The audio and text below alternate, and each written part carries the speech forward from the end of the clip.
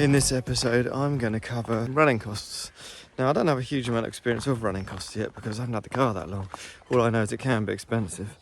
But what I'm going to do is I'm going to show you the scheduling, so the lifing of parts. Also, I'm going to show you around the M Sport shop. They've got an online shop. So I touched on in another video about how you have a portal when you become a R5 owner. Go into Ford Fiesta Rally 2, you get into Rally 2 parts ordering. So basically it's just a nice little easy enough platform to use. So let's say for example you want a wing.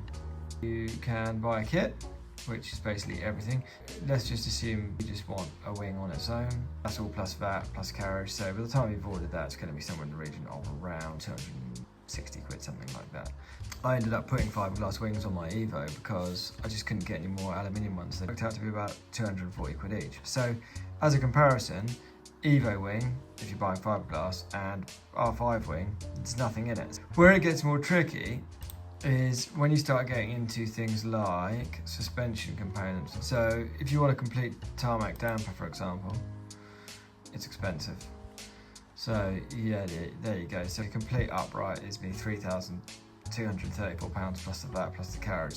Obviously they're all serviceable. A rear compression strut, and it's these little individual items that start to get expensive. So the rear compression strut kit is basically 400 plus the VAT. So you know you're into 480 plus carriage. So it's going to be about 500 quid. Then if you start looking at stuff like a rear cross member, for example, well, you don't really want to be bending one of those because they ain't cheap. So that's a kit, but the bare thing itself, you know, you're going to be into thick under £3 grand by the time you've bought that. When it ended up costing me £707 for this part. It's not even aluminium, it is steel.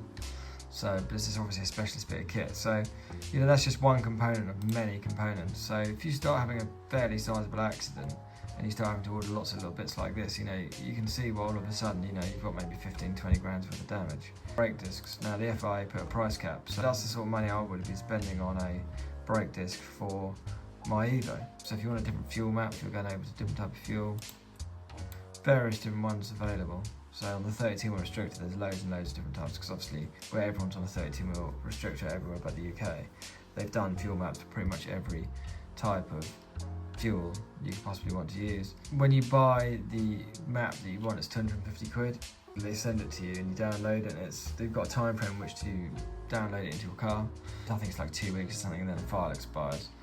But if you've already got the map, but you just want to swap between maps that you've already purchased in the past, they just charge you 50 quid. Here is an excerpt from an Excel spreadsheet that I was sent by a fellow competitor. This is their interpretation of the mileages, which are slightly different to M Sports, and in some cases they've been reduced. For example, the engine kilometres has been reduced from 2,500 to 2,000, but broadly speaking they are otherwise as M Sports specify. The majority of other manufacturers specify 4,000 kilometres between rebuilds, but M Sport specify 2,500 kilometres. The cynic in me suggests that this is because they're trying to make work for the factory. That said, it can't be a bad thing to be having an engine rebuilt at that sort of mileage. I have heard of other manufacturers' engines seemingly lose power after they get past about 2,500. You will see there are two columns, one which is inspection and one which is the maximum kilometres that the components can cover. The allowances between rebuilds doesn't differ that much to when I ran my Evo. In fact, some of them are longer. It doesn't really matter what sort of rally car you are running. A schedule of this type is very useful. It ensures you stay on top of maintenance, and it takes out the guesswork if you update it after every event. This shows an expanded version of the spreadsheet, and it shows the event by event accumulation of the mileage. This isn't the mileage for my car, but it is as the spreadsheet was sent to me for another vehicle. The car was presumably second-hand, and it shows the kilometres that it arrived on. It then shows testing and event by event how it accumulated thereafter. This is a very useful way of keeping a tally of what kilometres the components are on. It's so easy to do, and it's something that everyone can think about doing for their own rallying. So in summary, that's the lifing and the scheduling for an R5. So what about the cost of actually running it in real terms?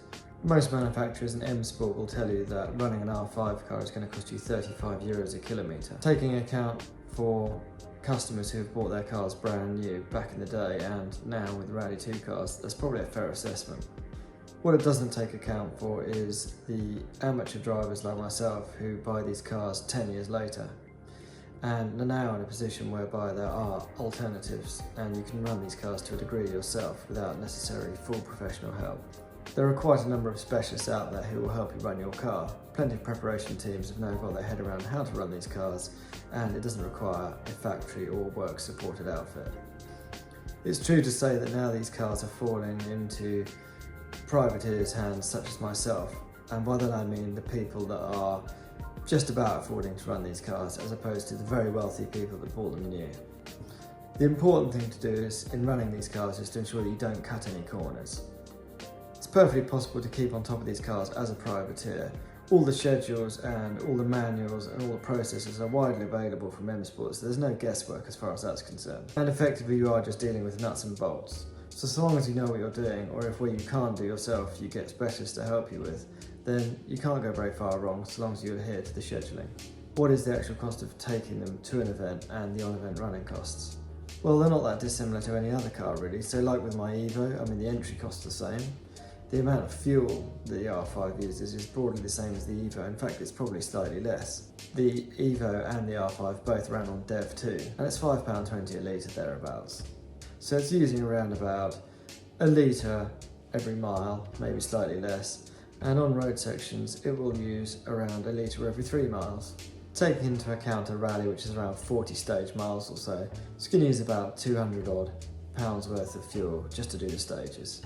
So if you had 100 liaison miles, broadly speaking you're going to use about 30 litres or so of fuel, and that's going to cost you around about £150. Tyres aren't a huge problem. At the end of the day, you probably need to budget for 4 tyres per event. Chances are you won't actually wear a complete set of tyres down on an event. You might at a single venue. Over and above that, if you're going to employ a professional service crew, you've got that cost to consider. So for a weekend, you'd probably spend typically somewhere between £400 and £700 for a professional service crew to service your car that you've taken to an event.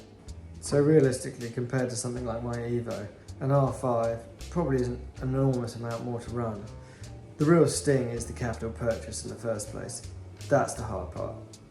So when you take into consideration the cost of the event, if you take into account pre-event preparation, post-event preparation, if everything's going well and you're just turning up to events and you're doing them, you're going away again, realistically spread across the season to do all your maintenance work, keep on top of the car, compete in the events, pay the entries, pay the fuel, pay the tyres. Really, I don't see why that can't be done for around about £2,000 an event. So I hope that's been a useful little insight to the costs and lifing and scheduling of maintaining an R5. And as you can see, Pups is really tired now, so he's going to have a little kip and we'll see you next time. Bye.